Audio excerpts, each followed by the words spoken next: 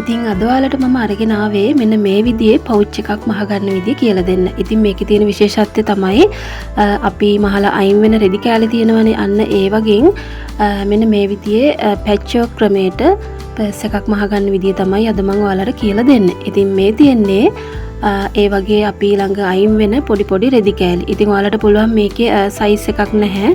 කැමති විදියකට ඔයාලා ළඟ තියෙන විදියට පටි විදියට මේ දේවල් කපා ගන්න. ඊට පස්සේ මම කලින් පෙන්නුවේ ඉන්ටර්පේසින් කොටස් දෙකක්. ඉන්ටර්පේසින් කියලා කියන්නේ ඔයාලා දන්නවා. එහෙම නැත්නම් ස්ට්‍රිප් වර්ග. ඉතින් ස්ට්‍රිප් වර්ග තියෙන එක එක සයිස් වලින් ගන්න ඔයාලට මේ ප්‍රයිස් වෙනස් වෙනවා. ඉතින් ඔයාලා කැමතිම ස්ට්‍රිප් එකක් අරගෙන මේක මහන්න පුළුවන්. ඉතින් අඩුවෙන්ම ගන්න පුළුවන් අපිට තියෙන මේ වගේ දෙයකට ගන්න පේපර් ස්ට්‍රිප් එක. ඒක හරි එහෙම නැත්නම් ඊට වැඩියෙන් ඝනකම තියෙන ස්ට්‍රිප් එකක් හරි පාවිච්චි කරන්න. මම කලින් දැම්ම මෙෂර්මන්ට් එකට ස්ට්‍රිප් කොටස් දෙකක් කපාගෙන මෙන්න මේ විදිහට පටි කොටස් එකින් එක තියලා තමයි මේක මහගන්න ඕන. ඉතින් මේකේ අර අපි කපාගත්ත ස්ට්‍රිප් එක සම්පූර්ණ වෙනකන් මේ විදිහට කොටස් ටික සම්පූර්ණයෙන්ම මහගන්න. කොටස් දෙකට මේ විදිහට මහගෙන මෙන්න මේ පැත්තට හරවගෙන වැඩිපුර තියෙන කොටස් අපි අර ස්ට්‍රිප් එකේ ප්‍රමාණයට වැඩියෙන් වැඩිපුර තියෙන කොටස් ටික කපලා මේ විදිහට අයින් කරගන්නවා. ඊට පස්සේ ඔයාලට කරන්න තියෙන්නේ මෙන්න මේකේ අපි මහලා තියෙන මේ මූට්ටු තියෙනවනේ අන්න ඒ වගේ අවුට්ලයින් කරගන්න. ඒකේ අර එහෙම කරන්නේ ඒකේ නිමාවක් ගන්න ඕනේ නිසා මේ විදියට හැම ලයින් එකක් දිගේම මේ විදියට මහගන්න. ඔයාලටත් පුළුවන් මේ වගේ දේවල් කරන්න. ඇඳුම් මහන අයට එහෙම නැත්නම් බෑග්ස් වගේ දේවල් කරන අයට මේ වගේ ෆැබ්‍රික් ඉතුරු වෙනවා නම් පොඩි වෙලාවක් අරගෙන මේ වගේ අත්කම් නිර්මාණ කරන්න පුළුවන්. ඉතින් මේකට ඉවසීම තියෙන අයට තමයි ඉතින් මේ වගේ දේවල් කරන්න පුළුවන් වෙන්නේ. මොකද මේකට ටිකක් වෙලාව යන වැඩක්නේ. ඉතින් ඔයාලා කැමති නම් මේ වගේ නිර්මාණ කරන්න හොඳ වෙළඳපොළක් හදා ගන්න පුළුවන් මේ වගේ නිර්මාණ වලට. ඉතින් මෙන්න මේ විදිහට අර මැහුන් දිගේ අවුට්ලයින් කරාට පස්සේ අපි මේකට ලයිනින් එකක් පාවිච්චි කරනවා. ලයිනින් එක විදිහටත් මම ගත්තේ මගේ බෑග්ස් මහනකොට අයින් වෙන ෆැබ්‍රික් එක කියන්නේ කැම්බරෙල්ලා කියන මැටීරියල් එකෙන් අයින් වුණු කොටස් දෙකක් තමයි මේ විදිහට මම කපලා අරගත්තේ. ඉතින් ඔයාලා බෑග් මහනවා නම් මේ වගේ කොටස් ඔයාලා ළඟ ඇතිනේ. ඉතින් ඒ වගේ දෙකක් පාවිච්චි කරන්න කෑලි දෙකක් කපලා අරගෙන මේකේ ප්‍රමාණයටම ඊට පස්සේ ඒකත් මේ විදියට කලින් අපි පැච්ච් එක මහගත්ත ඒ කොටසටම තියලා මහලා මෙහෙම එකෙත් වැඩිපුර තියෙන කොටස් කපලා අයින් කරගෙන මේ විදියට කොටස් දෙක හදාගන්න. ඊට පස්සේ මේ පෙන්නන කොටස් ටික තමයි මම මේකට අරන් තියන්නේ තයින් වෙන රෙදි කෑලි කොටස් දෙකක්. ඒත් එක්කම ස්පොන්ජ් එකක් දාලා තියෙනවා. ලයිනින් කොටසක් දාලා තියෙනවා. ඉතින් මෙන්න මේ විදිහට මේ ගත්ත කොටස් දෙකත් ක්විල් කරගන්න ඔයාලා කැමති ඩිසයින් එකකට. ඊට පස්සේ මේකෙන් එක කොටසක් අරගෙන මෙහෙම හරි මැද්දෙන් දෙකට නවලා මේ වගේ කට් මාක් දෙකක් දාගන්නවා. මේක තමයි පර්ස් එකේ අපි උඩට ෂිපර් එක දාන චිප් බෝඩර් කොටස. ඉතින් ඒක නිසා මෙන්න මේ විදිහට කට් මාක් දාගෙන අපි ඒකේ හරි මැද්දෙන් මේ විදිහට කපාගෙන යනවා. ඊට පස්සේ මම මේකට අරගෙන තියෙනවා නම්බර 5 චිපර් එකකින් කොටසක්. ඉතින් මේ චිපර් ගැන නම් දන්නවා. දැන් මගේ channel එකේ ගොඩක් මම වීඩියෝස් වල කියලා තියෙනවානේ මේ ගැන. ඉතින් මෙන්න මේ විදිහට චිපර් එක අරන් රෙදි කොටසේ හොඳ පැත්තට චිපර් එකේ හොඳ පැත්ත තියලා තමයි මුලින්ම මහගත්තේ. ඊට පස්සේ ආපහු ඒක අවුට්ලයින් කරගන්නවා. නැවත අපි කපාගත්ත අනිත් කොටසත් අරගෙන චිපර් එක මේ විදිහට අනිත් පැත්ත හරවලා තියලා ඒකත් මේ විදිහට මහගෙන එතනත් අපි අවුට්ලයින් කරගන්න ඕන. මෙන්න මේ විදිහට තමයි ඒක හරවගන්නේ. ඊට පස්සේ මේ කුඩින් මේ විදිහට නැවත සැරයක් අවුට්ලයින් කරගන්නවා. චිපර් එකේ දෙපැත්තම මේ විදිහට අවුට්ලයින්. ඉතින් ඊට පස්සේම අපි මේකට ෂිපර් හෙඩ් එක දාගන්න තමයි ලෑස්ති වෙන්නේ.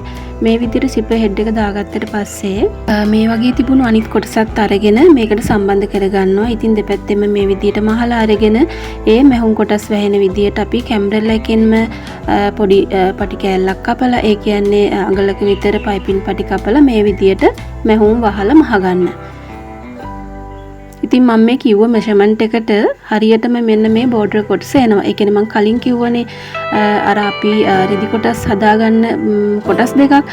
අන්න ඒ කොටස ඒ විදිහට හරියට මෙෂර්මන්ට් එකට ගත්තොත් මෙන්න මේ කිව්ව බෝඩර් කොටස ඔයාලට හරි සමානව එනවා. ඊට පස්සේ අපි එතන පයිපින් කරාට පස්සේ ඒකෙත් අවුට්ලයින් කරගන්නවා දෙපැත්තම. ඊට පස්සේ කරන්නේ මෙන්න මේ විදිහට නවන්න ඕන. අපි මේකේ කට් මාක් දාගන්නවා. මොකද අපි අර කලින් මැහුව කොටස් දෙකට සමබරව මේක අල්ලගන්න ඕන නිසා. ඉතින් මම මේ නවල තියෙන විදිහට නවල කට් මාක් දාගන්න. චිපර් එකේ හරි මැද්දට එනවා. ඒත් එක්කම අනිත් කොටසෙත් හරි මැද්දට එන විදිහට. ඊට පස්සේ මෙන්න මේ කොටස් දෙකත් අරගෙන දෙකට නවලා මේ විදිහට කට් මාක් දාගන්න.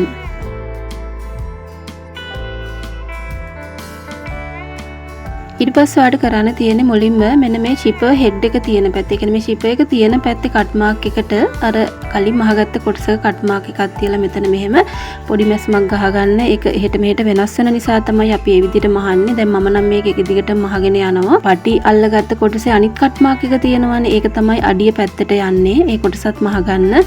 ඉතින් මම කලින් මේකේ මැහුවේ නම් මං හිතන්නේ යට කොටස ඊට පස්සේ තමයි ෂිපර් එක තියෙන පැත්ත මැහුවේ.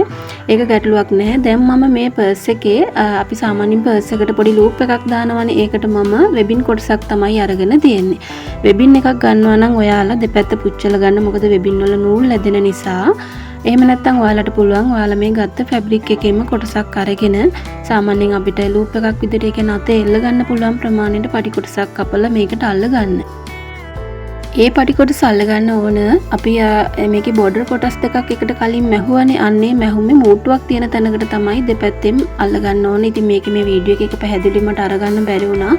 ඔයාලට මේ පර්ස් එක මහලා ඉවරන එක පෙන්නනකොට ඔයාලට අදහසක් ගන්න පුළුවන් වෙයි. මේ කොටස් ටික සම්බන්ධ කරන වෙලාවේ තමයි මෙන්න මේ විදිහට පටියක් තියාගෙන මහගෙන යන්නේ. ඉතින් මෙන්න මේ විදිහට තමයි බෝඩර් එකට වටේට කෑලි දෙකට බෝඩර් එක සම්බන්ධ කරලා හැදුවට පස්සේ තියෙන්නේ. ඊට පස්සේ ඔයාලට මේකේ ඇතුල් පැත්තෙන් පයිපින් කරගන්න ඕනේ මේකේ මැහුම් වැහෙන්න. ඉතින් ඔයාලට මේ ගත්ත කැම්ටෙල්ලා මැටීරියල් එකෙන්ම පටි කපලා අරගෙන මේ මැහුම් වහ ගන්න පුළුවන් පයිපින් එකක් කරලා. ඉතින් මම මේකට තවත් පොඩ්ඩක් මේක ලස්සන කරගන්න ඕන නිසා තමයි මම මේ ෆැබ්‍රික් එකෙන් තියෙන පයිපින් එකක් පාවිච්චි කරේ. ඉතින් ඔයාලා කැමති විදියකට ඒකේ මැහුම් වහ ගන්න පයිපින් එකක් කරලා අරගන්න. ඉතින් මේ විදිහට තමයි මේ පර්ස් එකේ මහල වුණාට පස්සේ නිමාව තියෙන්නේ. ඔයාලට පේනවනේ මේ පර්ස් එකේ අර ලූප් එක මං කිව්වේ ඒක මහන විදිය. ඉතින් හරියටම වීඩියෝ එක මට එතන අරගන්න බැරි වුණ නිසා එහෙම කිව්වේ. ඉතින් මං හිතනවා අදහසක් ගන්න පුළුවන් වෙයි ඒක මහලා තියෙන විදිය. ඉතින් මගේ වීඩියෝ එක බැලුවා ඔයාලට ගොඩාක් ස්තුතියි. ආරාධනා channel එකත් එක්ක දිගටම එකතු වෙලා ඉන්න. මාව subscribe කරලා තියාගන්න කියලා. ඉතින් මගේ වීඩියෝස් ගොඩාක් තියෙනවා ඔයාලට බලන්න පුළුවන්. ඔයා අලුත් කෙනෙක් නම් මගේ channel එකේ වීඩියෝස් වලට ගියොත් ඔයාලට ගොඩාක් වීඩියෝස් බලා ගන්න පුළුවන්. ඉතින් වීඩියෝ එක බැලුවට ගොඩාක් ස්තුතියි. නැවතත් අලුත් වීඩියෝ එකක් අරගෙන එනකන් ගිහින් එන්නම්. හැමෝටම තෙරුවන් සරණයි.